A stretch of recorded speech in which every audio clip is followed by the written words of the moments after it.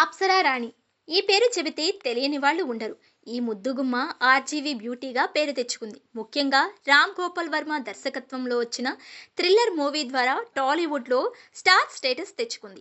ఈ మధ్య కాలంలో ఆర్జీవి ఎలాంటి సినిమాలు తీస్తున్నారో చెప్పనక్కర్లేదు. అలాంటి సినిమాల్లో హీరోయిన్గా అంటే ఖచ్చితంగా అన్నింటికీ ఒప్పుకునే ఉండాలి.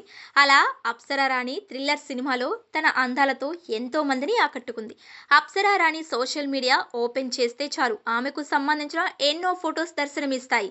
బిజీగా గడుపుతున్న లైఫ్ లో చిన్న బ్రేక్ తీసుకుని ఎంజాయ్ చేయాలి అనుకుంటున్నారా? అయితే వెంటనే ఆర్వీ వెకేషన్స్ ప్రైవేట్ లిమిటెడ్ ని సంప్రదించండి. మరిన్ని డీటెయిల్స్ కోసం సంప్రదించండి 7997979960. అలా యూత్ కి పిచ్చెక్కించే అందాలతో అప్సరా రాణి ఎప్పుడూ తన అందాలను ఆరబోస్తూ ఉండేది.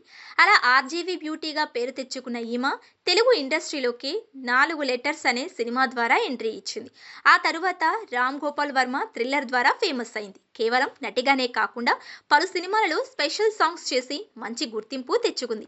రిపీట్ ముఖ్యంగా రవితేజ హీరోగా చేసిన క్రాక్ మూవీలో భూమ్ బద్దలు నా ముద్దుల సౌండే అనే సాంగులో చేసి స్టార్ స్టేటస్ సంపాదించింది. ఆ తరువాత సిటీమార్, డి కంపెనీ వంటి సినిమాలలో కూడా స్పెషల్ సాంగ్స్ చేసింది. అయితే మొదటి సినిమా ఇండస్ట్రీలో ఎలా అయితే ఫేమస్ అవుతారో వారికి అలాంటి పాత్రలే వస్తాయి. అలా ఆమెకు కూడా పూర్తిగా అలాంటి పాత్రలే వచ్చాయట. అలా అప్సరా రాణి మా ఇష్టం సినిమాలో మొదటిసారి లెస్బియన్ పాత్రలో నటించింది. ఈ సినిమా భారతదేశంలోని మొదటి లెస్బియన్ క్రైమ్ థ్రిల్లర్.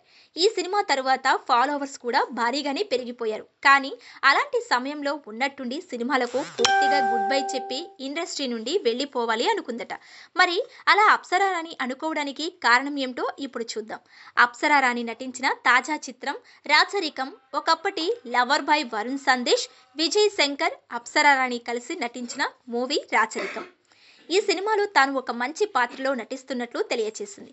అయితే తాజాగా రాచరికం మూవీకి సంబంధించిన ప్రీ రిలీజ్ ఈవెంట్ ని ఘనంగా జరిపారు చిత్ర యూనిట్.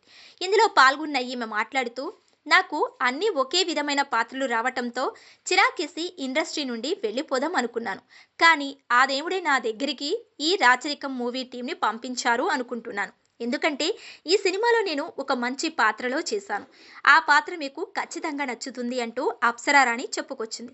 ఇక రాచరికం మూవీలో వరుణ్ సందేశ్ నెగిటివ్ షేడ్స్ ఉన్న పాత్రలో నటిస్తున్నట్లు తెలియజేశారు. అలాగే ఈశ్వర్ నిర్మించిన ఈ సినిమాకి సురేష్ లంకపల్లి దర్శకత్వం వహించారు. ఇక ఈ సినిమా రాయలసీమ బ్యాక్ డ్రాప్ లో ఉంటుందని, రాయలసీమ అంటే ఏంటో రాచరికం మూవీలో చూడవచ్చు అంటూ విజయ్ శంకర్ మాట్లాడారు. ఇక ఈ సినిమా ఈ నెల 31న విడుదల కాబోతుంది. మరి చూడాలి ఈ సినిమాలో అప్సరా రాణి పోషించిన పాత్ర ఆమె కెరియర్ కి ఎంత ప్లస్ అవుతుందో.